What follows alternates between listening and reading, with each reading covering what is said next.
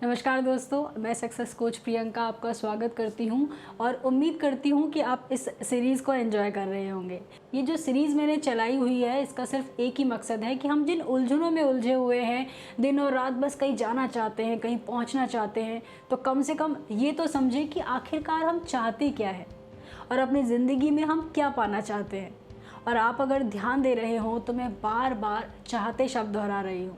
हम सबको कोई ना कोई चाहत होती है जिसके पीछे हम हमारा सारा दिन बिताते हैं। वो चाहत कुछ भी हो सकती है। एक माँ की चाहत कि उसके बच्चे उसकी सुने, अच्छे से पढ़ लिख लें, अच्छा खाए पिए, उसका सहारा बने। तो वहीं बच्चों की चाहत कि पेरेंट्स उनसे कुछ कहे ना, जो वो करना चाहते हैं उन्हें करने दें, उनकी मौज मस्ती में खलल न डालें। एक पत्नी की पति से कुछ चाहत, पति की पत्नी से कोई चाहत, बॉस की अपने एम्प्लॉय से, एम्प्लॉय की अपने कलीग से, मतलब हम सबकी हज़ारों चाहते हैं जिनको ध्यान में रखते हुए हम अपनी ज़िंदगी जीते हैं और उनको पूरा करने में दिन रात लगे रहते हैं। तो ये सब तो आप ना जाने कितने सालों से करते आ रहे हो, लेकिन कभी सोचा भी है कि आप असल में चाहते क्या हैं? एक बार खुद से ईमानदारी से पूछें तो आपका जवाब होगा कि कुछ पल की शांति और सुकून। हम सभी के जहन में बहुत बार आता है कि कुछ पल तो शांति के बिताएं। अच्छा, एक बात और मैं आपको बता दूं कि हम में से बहुत सारे लोग तो इस शांति को ढूंढने शिमला, मनाली, मलेशिया, सिंगापुर तक निकल पड़ते हैं और रेगुलर बेसिस पे हम टेम्पल्स तो जाते ही हैं। लेकिन क्या कभी आपने ऑब्जर्व किया है कि इन जगहों पर जाकर आपको कितनी शांति मिली, कितना सुकून मिला, या मिला भी या नहीं? अंदर तक से कभी इस शांति को फील किया है आपने? क्योंकि मैं आपको एक बात बता दूं, शांति बाहर हो ही नहीं सकती। यह तो हमारे अंदर बसती है। बस ज़रूरत है इसे समझने की और महसूस करने की। और यकीन मानिएगा कि एक ऐसा एहसास है जिसे आप गहराई से फील करते हैं और यकीनन हिप्पी की तरह तो कहीं भी ढूंढने इसको नहीं निकल पड़ते। देखिए, ज़रा गौर से समझिए कि जब हमारी कोई चाहत पूरी होती है और उसके बाद हमें जो फील गुड होता है, बस वो एक क्षणिक प्रभाव से ज़्यादा कुछ भी नहीं होता जिसमें हमें अच्छा लगता है। क्योंकि जैसे ही उसका टाइम पूरा हो जाता है, आप फिर से एक नई चाहत को पाल लेते हैं।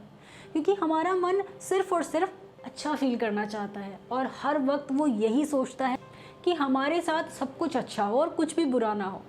और हम भी बेवकूफ़ों की तरह बस इस अच्छे और बुरे को कैलकुलेट करने बैठ जाते हैं। जबकि अगर ध्यान से समझें तो ये अच्छे और बुरे की कैलकुलेशन भी हम सबकी अपनी अपनी बनाई हुई है। जैसे कि एक वाइफ का अपने हस्बैंड की सैलरी आने पर शॉपिंग जाने का प्लान उसे बहुत अच्छा फील करवाएगा, उसे खुश करेगा। वहीं दूसरी तरफ हो सकता है कि हस्बैंड की बैंक बैलेंस कम हो जाए, उसका ये थॉट उसे बुरा फील कराए। सोचो, तो थॉट्स का यही डिफरेंस हमें स्ट्रेस देता है।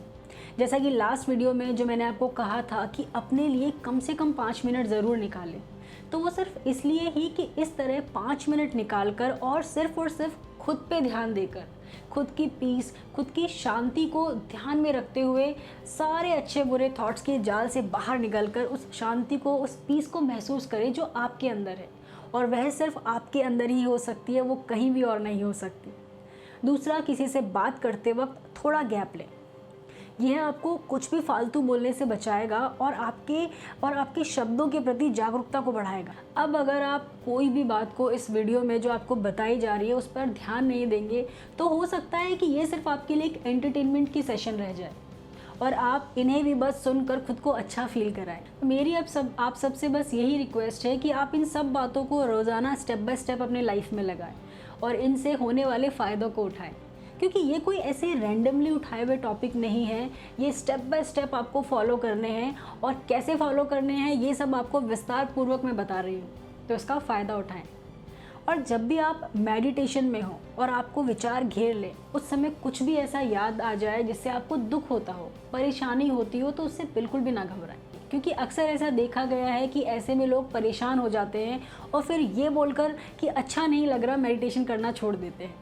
मैं यहाँ फिर से क्लियर कर देती हूँ आपको कि मेडिटेशन किया मतलब आपने यहाँ भी क्रिया कर दी। जबकि मेडिटेशन का मतलब है, जो मैंने आपको कल भी बताया था, कि इसमें हमें होना होता है। जो भी कुछ आपके दिमाग में चल रहा है उसे बस ऊपरी रूप से स्वीकार करें, स्वीकार भाव में आ जाएं और ऑब्जर्व करें और समझें कि आप जब भी शांत बैठना चाहते हैं तो आपका दिमाग आपको फंसाता है, आपको क्रिया में लगा देता है। बेशक मेडिटेशन में होने के लिए आपको कुछ चैलेंजेस तो आएंगे, लेकिन आपको उन चैलेंजेस को एक्सेप्ट करना होगा। अगर आप बदलना चाहते हैं तो उन चैलेंजेस को स्वीकार करें। तो एक बार नाक से गहरी लंबी सांस लें और मुंह से धीरे धीरे छोड़ें और ऑब्जर्व करें अपने विचारों को। क्या लगता है कि आप विचारों के बगैर रह सकते हैं? हो सकता है आपका जवाब हो अभी कि नहीं, लेकिन यह संभव है अगर आप खुद को थोड़ा समय दें और अपने थॉट्स को, अपने विचारों को ऑब्जर्व करें तो। अब मैं आपको 2-3 बातें और बताऊंगी, आप एक बार उसे ऑब्जर्व करना और लिखना। पहली बात तो ये कि आप खुद को कितना डिफेंड करते हैं, या यूँ कहूँ कि खुद पर कितना पर्दा डालते हैं। मैंने तो ये बहुत ऑब्जर्व किया है कि हम लोग कभी भी खुद को गलत साबित नहीं करवाना चाहते। इवन हमें लगता है कि सिर्फ हम ही सही हैं, बाकी तो पूरा ज़माना गलत है, या वो हमें समझता ही नहीं है, और उन्हें समझाने के लिए हम खुद को डिफेंड करते हैं।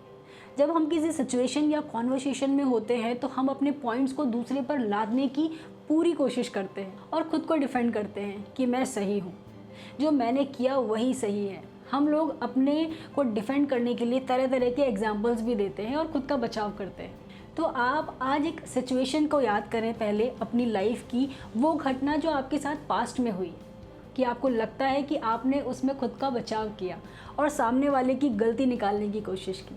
तो उसे एक बार लिखें और उस पर गौर करें, कम से कम 25 से 30 मिनट खुद को दें, और प्लीज़ मेरे साथ अपना एक्सपीरियंस भी शेयर करें कि आपको क्या फ़ील हुआ। और यहाँ एक कंडीशन भी है कि जब आप लिखने बैठेंगे तो प्लीज़ उस समय बिल्कुल ईमानदारी के साथ खुद से, बिना कोई भी प्री जजमेंट के, प्योरिटी के साथ सारा वाक़या लिखें और आपने क्या क्या ऑब्ज़र्व किया ये बताएं। इसके लिए हम आपको एक फीडबैक फॉर्म ग्रुप में शेयर कर देंगे, जिसे आप फिल ज़रूर करें। तो ये एक प्रैक्टिस है जो आपको करनी है। दूसरी बात, खुद से बार बार पूछिए कि किस बात की टेंशन है आपको, क्यों सारा दिन बस विचारों में फंसे रहते हैं, क्यों लगातार बार बार ये विचार आपके माइंड में चल रहे हैं, क्यों सारा दिन आप खुद के विचारों से लड़ रहे हैं। यकीन मानिए, जब आप खुद से ये स्ट्रॉन्ग क्वेश्चनिंग करेंगे तो विचार एकदम से गायब हो जाएंगे, और अगर फिर भी कुछ रह जाएं तो बस अपना सारा ध्यान अपनी सांसों पे लगा लीजिए, तो देखना विचार बिल्कुल गायब हो जाएंगे। तो इन सभी बातों को अपनी ज़िंदगी में लगाएं और अपने एक्सपीरियंसेस को हमारे साथ शेयर करें। Thank you.